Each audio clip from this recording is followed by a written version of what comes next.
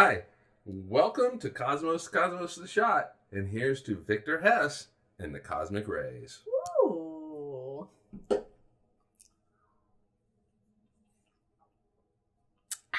it's good. This is dangerous. Mm-hmm. Very dangerous. Anyway, Victor Hess, born June 24th, 1883, in Walston Castle, which is in Austria.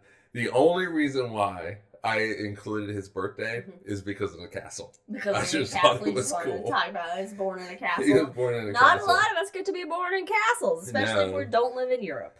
No, his dad was like the royal forester. That was his job, and so that's why he was in the castle. But anyway, I think all.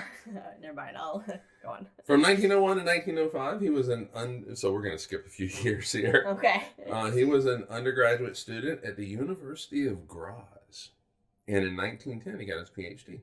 Oh, cool. Yeah, so he's a smart guy. Yeah. He was around when Einstein came up with his little ideas on relativity. Contemporary. Yeah, contemporary. Okay, Yeah. it's hard to think about. I know, right? It's contemporaries. So after graduating, he worked as an assistant at the Institute of Radium Research, which was part of the Viennese Academy of Sciences. Radium research. Yeah, oh. So sounds a little radiology. Radiation. Cancer-ish. I know, right? Yeah. He didn't die of cancer, oh, that's but good. his wife did. Oh no! Yeah. From. Well, no. In general. Okay. Yeah. All right. So between 1911 and 1913, he conducted the experiments that would define his career. Yes, and so for many years, scientists have been puzzled by the levels of ionizing radiation measured in the atmosphere. Okay. Yeah. So the assumption at the time was that the radiation would decrease the further away you got from the Earth, because the assumption was that the Earth was the source of it. Oh, okay. Got you. Yeah. Got you. Yes. All right. So physicists used, I want to say it was newly invented, but physicists used electroscopes to measure the ionization of the air by radioactivity. Mm-hmm. And those devices indicated that high in the atmosphere, the levels of radiation might actually be higher than on the ground. And so the physicists had a mystery on their hands. So, wait a minute. If the Earth is producing it, how are they higher in the atmosphere? Exactly. And so, and so they had a mystery, and Hess set about to solve it. Okay. All right. So the first thing he did was he increased the sensitivity of the electroscopes. So he's making the equipment better. Okay. First step. And the second thing he did was he got a big balloon. And I always think of that as the second step to anything I do. Yeah, I mean, in the scientific method, step number 2 is big balloon. Always.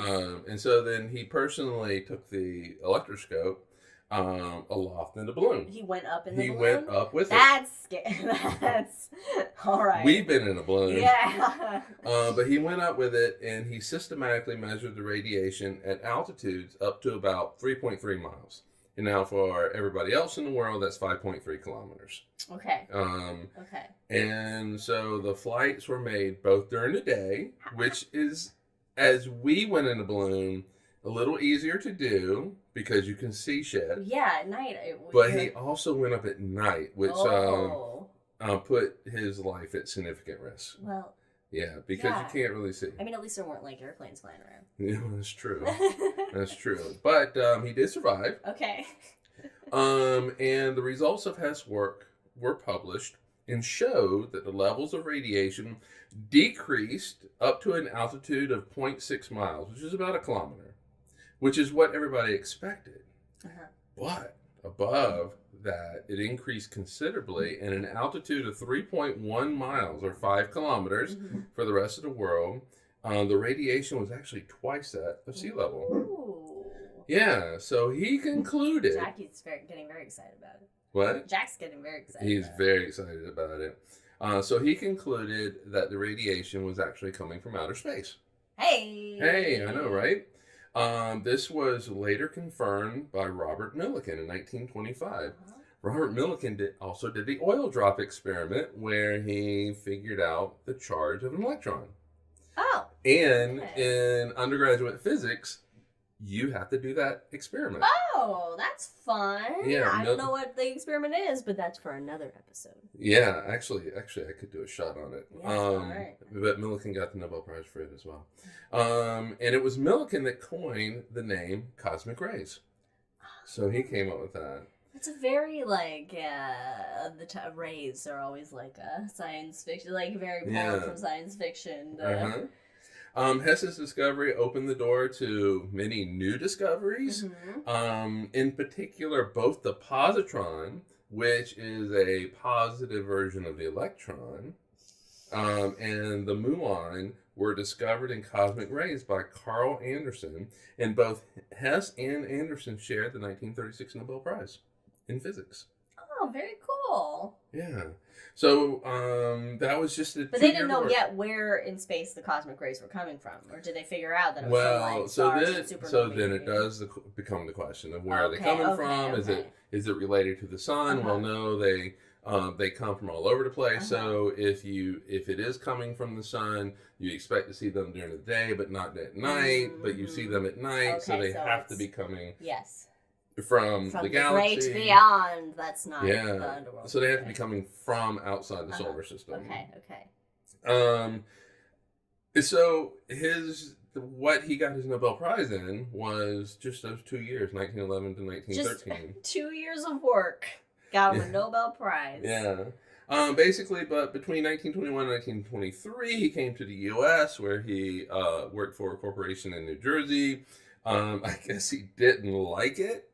Well, I mean, it's New Jersey. It's Jersey. Brandon will have a thing or two to say about it. So he returned back to the University of Graz, where he became, quote, ordinary professor of experimental physics. What a title. Professor of experimental. Dude's going to get a Nobel Prize. I'm just an ordinary professor of experimental physics. He's going to get a Nobel Prize, and he's an ordinary professor. I like the humbleness. Yes. In 1938, however, he had to leave Austria because of Nazis. Yeah. Because his wife is Jewish. Oh, well, that'll do it.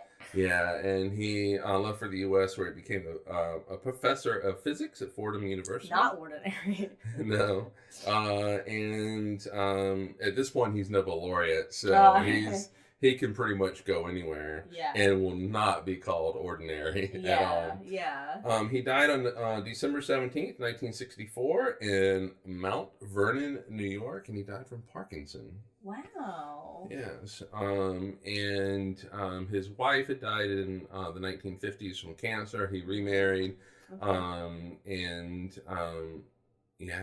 so that is the story of Victor Hess and the cosmic rays. Pew pew. Follow us on all the things. Cheers, everybody. Bye. Bye.